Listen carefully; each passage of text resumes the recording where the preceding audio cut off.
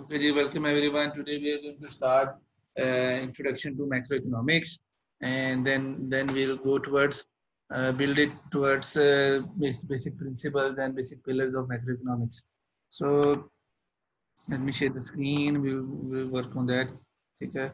So this. So in this topic, we will introduce macroeconomics and within that we'll go with the background why macroeconomics is necessarily studied and its scope and definition. So before we start macroeconomics, we have studied few things in microeconomics that we need to remember before going into uh, the macroeconomics. So we need to understand few basic concepts. First is we understood what is the purpose of economics. And it's about managing scarce resources. And then we studied how individuals manage their scarce resources. It was about cost benefit analysis. And then we discussed how consumers can maximize utility. It is usually studied in consumer welfare. Then we discussed how firms can reduce their cost and increase their profit. It is discussed in cost theory or firm theory chapter. Then a manager can manage his firm considering the market conditions. So in this chapter, we discussed the concept of market conditions and how firms can manage it. So now we are going towards. So do you feel that it has described all of our society? No. So it has missed one component, and first of all we'll explore how we feel that it is missed. Then we'll explore that what the component is that is missing. Okay. So in microeconomics we study the behavior of individuals and firms, and in the individuals we talked about their buying behavior and talked about their buying behavior, and in firms we talked about their selling behavior. So this was the basic objective of the course, and then this objective led to how individuals maximize their welfare slash happiness slash utility. These three words are commonly used. Maximize their welfare utility by optimizing their resources to fulfill their needs and wants. So, what households are doing, what individuals are doing, they are trying to maximize their happiness, and for that, what they need to do is they need to buy as much as possible. So, but their resources were scarce, so they tried to optimize their resources to fulfill needs and wants. Similarly, what firms were doing. So, how firms maximize their profits,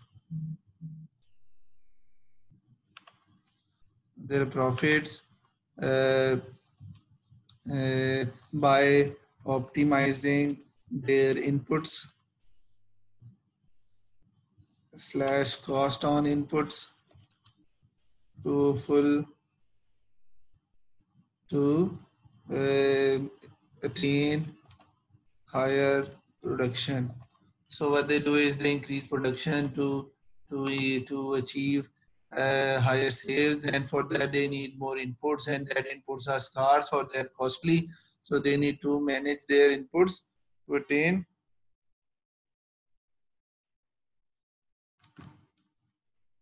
attain their production. So this is the behavior of we discussed in microeconomics. Let's move forward. So we describe what is a market, and so let's summarize its properties, and then we'll go forward. So what can be the possible characteristics of a market? So it includes for any product there is a market. If sellers are willing to sell, means that market includes the few sellers who have shops, or they have their representatives who are selling their product, and there are buyers who are coming into the market to buy the products available in the market. Then there should be more than one seller to, so that there is some competition. If there is only one seller, it will create a monopoly, and it will not sell cheaper for the. It will not reduce the price for the buyers. So then the buyer should have equal amount of information, means every buyer should know which seller is selling at what price and what is the quality of each seller. Then the product should be legal and merit, and the process of creation of product has not harmed any other. Let's summarize this. So it means this market should have producers slash sellers available, means a there should be something that is available to be sold. So for that there should be some seller there or buyer there. So it means, suppose if there is a let's talk about make an example here. So let's talk about you make a new app for food, just like just like so let's assume a new name. So we have already have app available. We call it Food Panda. So we make app just like Food Panda. So we assume that it will be app based. It will be an app based market. But if there is no shop registered who are willing to sell food, then this app is useless, means it's not a market. So the purpose of that app is to create a market where the people can buy food. If there is no one selling food, then that app is useless. So it means for a market to exist, there should be some sellers. Okay. Secondly, there should be also buyers. So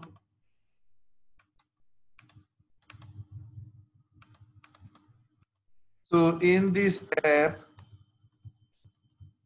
seller will only agree to sell if there are buyers available there.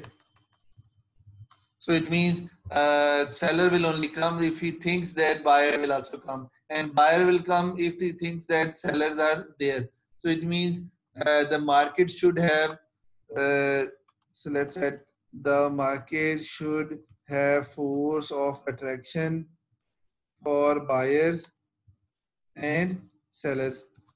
So if there is a force of attraction, or we call it gravity, then the buyer will also come and the seller will also come, and it will create a market. Okay. So, but the problem is, if there is only one seller, then he will exploit the buyers by selling at a higher rate. So for a good market, there should be at least more than one seller, so that there is some competition, and using that competition, the price comes down, and it creates some welfare for the buyers. So let's write it here. So more sellers means lower prices and higher production. So we already know when supply is higher, there is a lower reduction in price. So we assume that if there's a market, it means there is more than one seller.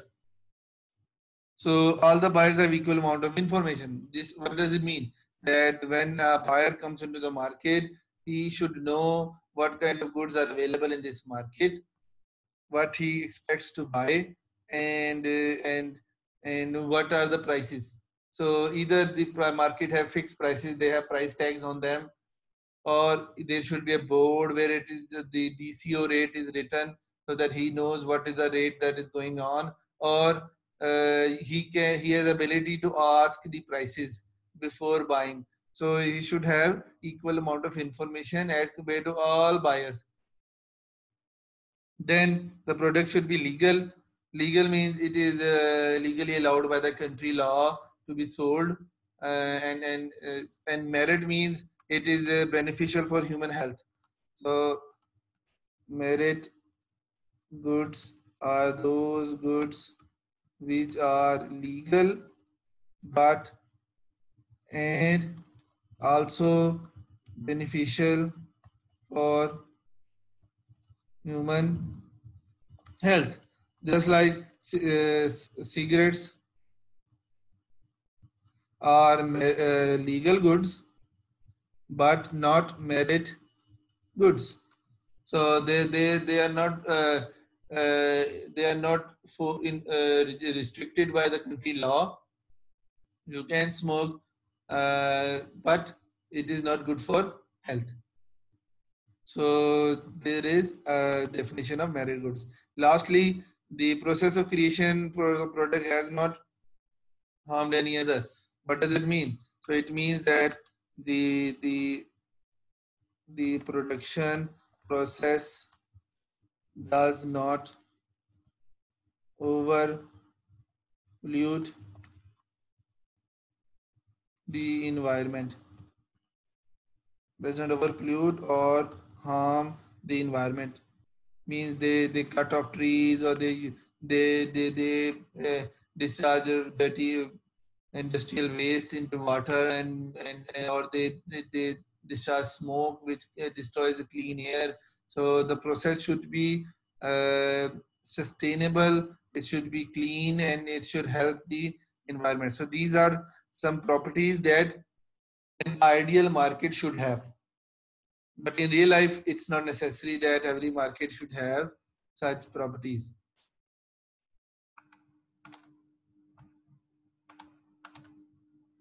So, are there any markets which fail to fulfill the characteristics? क्या हमने ऐसी market observe की है जहाँ पे इनमें से कोई characteristics मिस हो रहा है, और do we observe any realistic market where we don't see any of these characteristics fulfilled, or any one of them is missing? So let's work on it. So market failure. So if any of the property is missing, we call that market a market failure. Means that market is not able to function properly, or its functions are missing, or it's not completely functioning, it's totally zero. So market failure can be because of, if the market does not exist. Market does not exist. What does it mean by market missing? So market is missing means that that there is either no seller or no buyer available. So in that market, either seller does not exist or buyer does not exist. So for example, forest. So everyone wants forest in the country so that their country is clean, but nobody is producing forests. So seller is missing. There is buyer, but there is no seller. And for on other side, clean air. Everyone likes to enjoy clean air, but no one is producing clean air. So in market missing, we have buyers available, but we are relying on the nature to supply the good or service. So there is no specific seller available who is commercially selling this product. We are relying on the nature to provide us. While there are buyers, they are available there to buy this item. So this market is missing. So what will happen in a missing market, since no seller is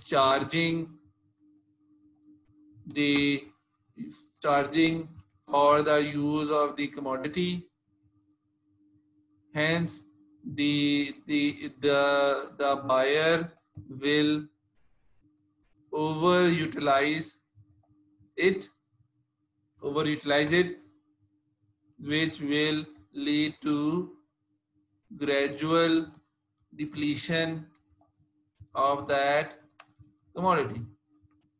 Means there is no seller who is charging price. We already studied in scarcity that because of scarcity, seller is forced to charge price so that he can differentiate between the people who really want the good and people who don't want the good. So the setting of price actually discourages the people who misuse the product. So here, because nobody is selling it, so technically the goods are free. So there is overutilization. So people are not saving it or properly using it. They assume that product is free, so they are just using and wasting the remaining or not properly managing it. So what is happening? You will see that there is a gradual depletion in that commodity.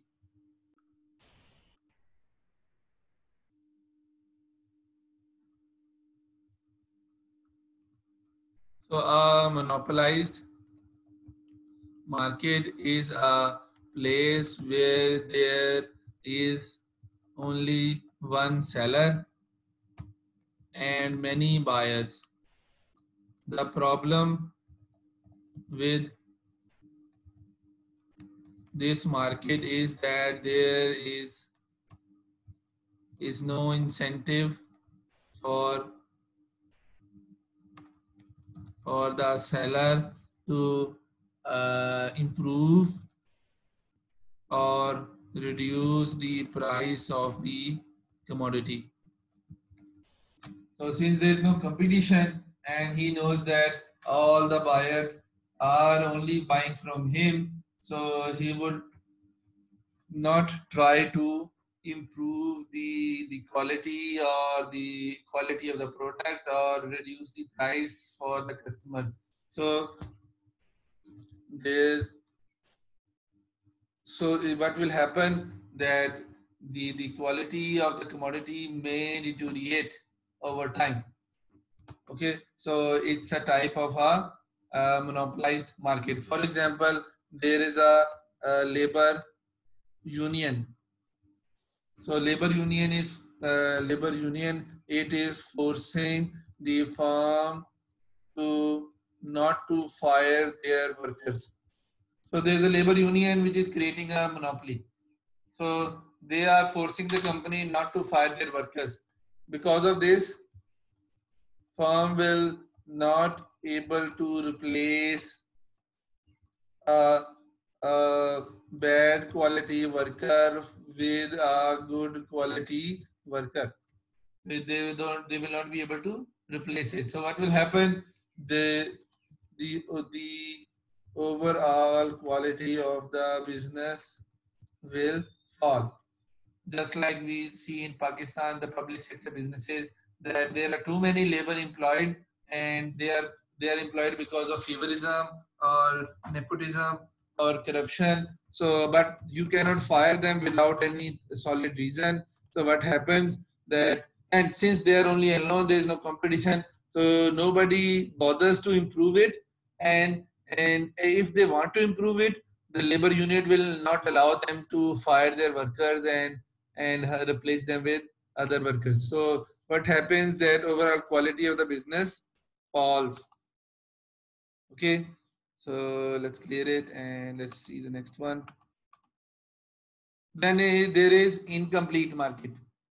So I want you to think for 2 minutes then I will ask, what do you think about, what is meant by incomplete market? I will ask you in 2 minutes. So think on it. Then I will ask you and then we'll move forward. So we talk about incomplete markets, and incomplete market means that when you say it's a market is complete, means you also know what is the best possible seller, or you have the criteria to judge the quality of the product or service. So, but the problem with education and health is that you will only be able to assess the quality of the product slash service only after consuming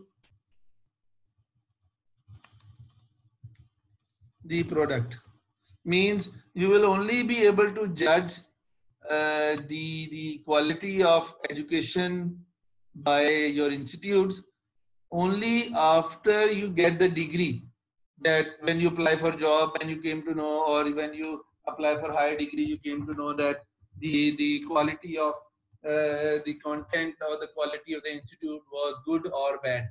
So it means sometimes but on other side, when you're going to buy, suppose you are going to buy you are going to buy some fruit, and you already know that fruit should have this color, this shape, and it is available in this season, which are the characteristics that describe the good quality food, good quality fruit. But for the case of education and health, the problem is that if you are judging it alone, means you are only you are not asking anyone else, you will only be able to see if the the education is good or bad after getting that education. Means you will spend 4 years for undergraduate, and then you will came to know that this undergraduate was good or bad. So there is no crack, because the person who is applying for undergraduate usually is not mature enough to understand what are the dynamics of an institute, and after he graduates, he comes to know that what is required to judge an institute. Yeah, sir. So this characteristic only is mostly evident for the case of service related goods, services. So all the services which include construction, which includes uh, education, which includes health, which includes courier. So sometimes you only know the quality of that item after using it. So the problem is then you will not be able to reverse it. So suppose you come to know after 4 years that this degree does not have any value. So you cannot reverse the 4 years. The 4 years has been spent now. So the problem with this market is that it is incomplete. So let's complete it. So what does it, why I'm saying it is incomplete means there is no benchmark available for the buyer of a service which helps him or her to evaluate the quality of that service. Now the benchmark is available, but that benchmark is actually the solution to the incomplete market. Means that the universities where you are applying, actually they are not efficient in providing a benchmark themselves, because they will be praising themselves. So we already know no institute will give its drawbacks automatically. Nobody will tell what are the drawbacks of their institute. and no student will have an ability to judge if the institute is good or bad. So it means market is incomplete. How it is completed, we will discuss it later on. Okay, let's move on. Okay, so then there is a type, there's another type.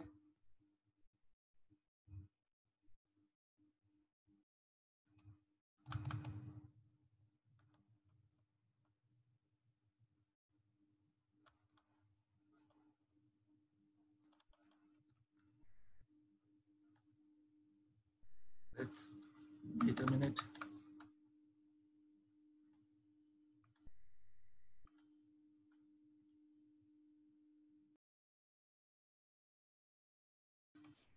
So next is the demerit goods. So demerit goods are those goods which we already discussed. The goods which are legally legal but not good for health. So are called demerit goods. So that includes cigarettes in Pakistan and alcohol in other countries. So the medicine or science has already proved that they are not good for health, but still they are being sold in the market, which means they are which may, which are demerit goods.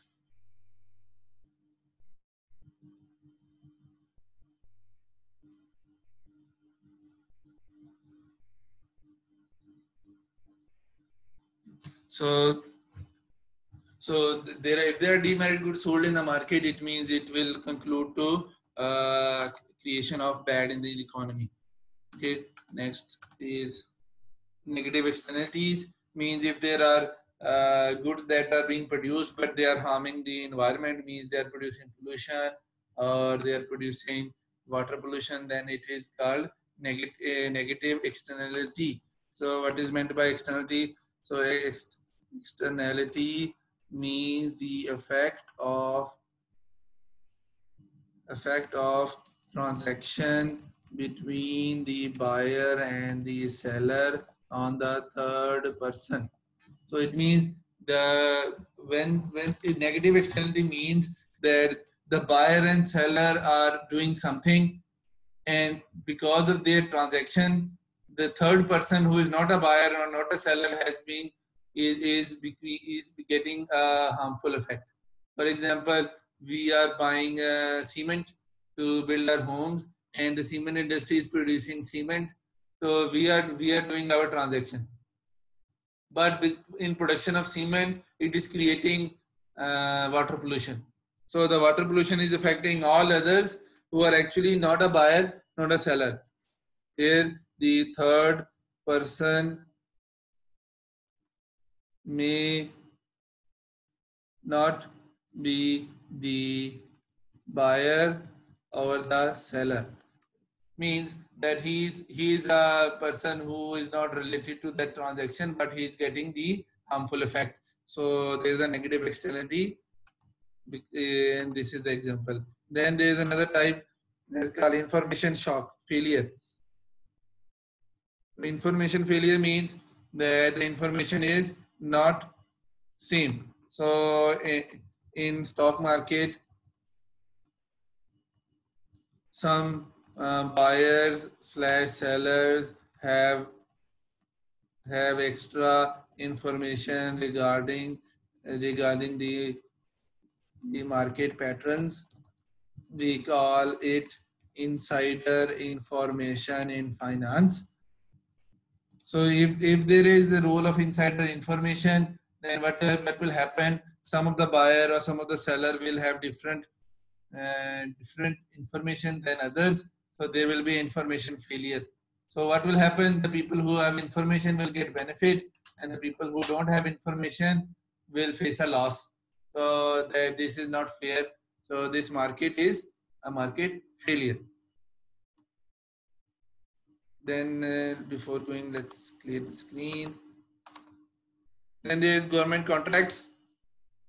Okay, let me correct it. It's other way around. So agency problem and government contracts are in brackets.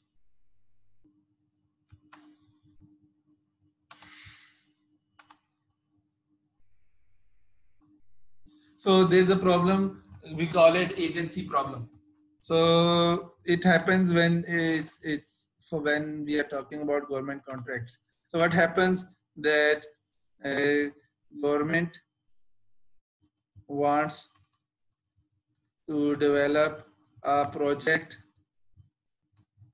which has social benefits, means it is public good benefiting everyone in the society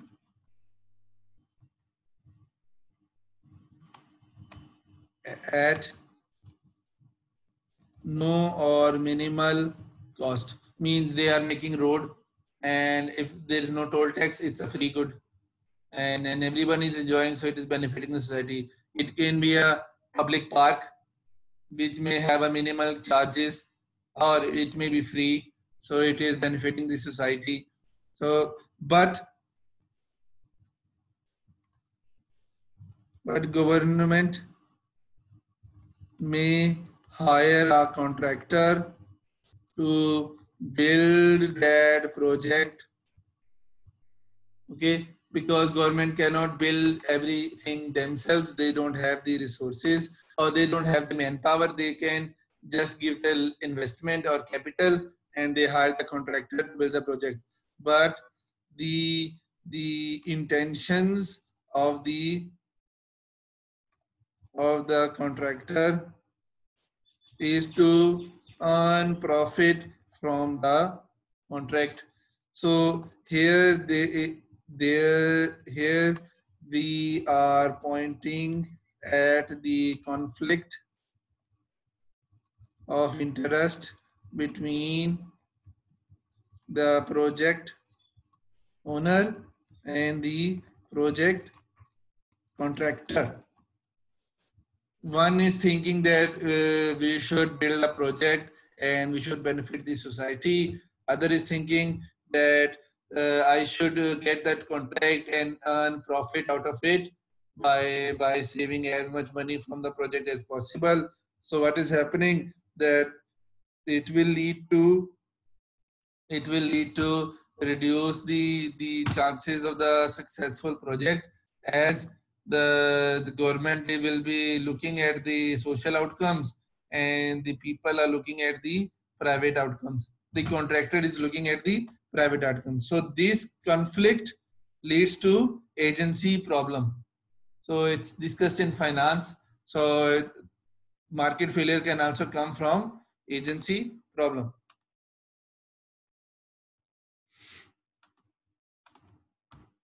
So we have discussed 7 types of market failure. So now we talk about what are the issues with this market failure. So we've discussed 7 market failure. Now we discuss what is the issue with them. So why they are serious. So what are the possible issues caused by the market failure of markets? What will happen? Products will become expensive, just like for the example of monopolized markets. People will fail to get jobs, means the businesses are not growing, so they will not hire people. Then similarly the production will slow down, means the seller will not be able to flourish and the production will go down. So these are major consequences of market failure. First, prices will go up. Second, there will be no employment. Third, the seller will not be able to or will not be motivated to increase the production. So what will happen? Let's write it here. So for first thing will happen is we will experience higher prices. Second, we will see that there is high unemployment. Third, we will notice that sellers are not willing or not able to produce a higher quantity. Means either they don't have an ability, or they don't want to, or there are too many restrictions because of the market failure. What happens that there is a these issues come up. Let's clear that up and then let's go to next screen. So how to solve it? So first of all, we think about, is there any agent? Is there an agent who can, it's doubled. Let's, is there any agent?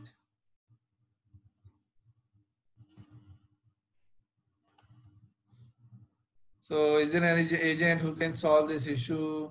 What can be the characteristics of that agent? So first of all, we'll ask, is there any person in the economy who has an ability to solve this problem, and what are his characteristics? So he should have better information. Means if we want him to solve the problem, if we want to him to solve the market failure, he should have better resources, or he should have better information. Means he should know what is a good solution. Again, that agent should have a higher authority. Means if he wanted to create a law, if he want to stop anything, he has an ability to stop it. Then this agent should look for public benefit rather than private benefit. Means that agent should be looking to create social welfare rather than looking for profit maximization or utility maximization. So is there an agent like this? Yes, we have, and that agent is government. So the government has an ability to practice authority. The government has a merit to create public benefit, not private benefit, and government also have the better information because they have resources to collect information. So what is the role of government? The support of production, the support of production where market is difficult. So it will support the production. It will create jobs. It will regulate prices. It will make sure the future is planned. Means it will promote saving. It will finance or build mega projects because businesses or individuals cannot make dams. So government has an ability to build mega projects because they have enough resources. It will provide national security because the individuals uh, cannot provide national security to everyone. So the government has an ability to provide national security. Then there is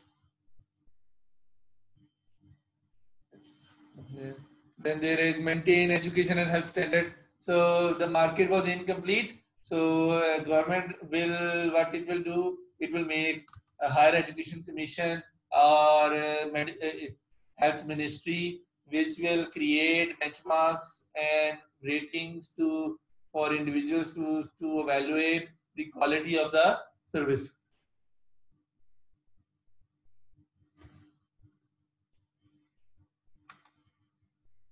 So these are some options that the government can do, and these options are actually needed because there was a market failure, and by using the government we can solve the market failure.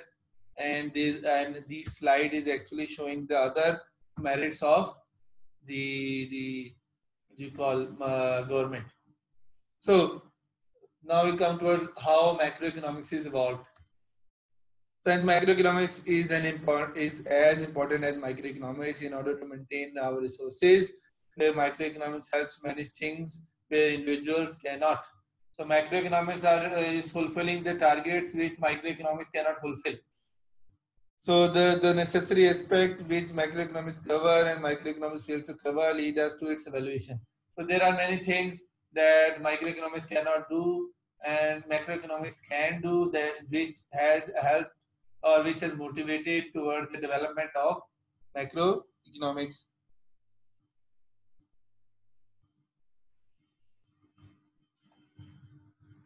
So now we go toward definition. So macroeconomics focuses on ordinary business life.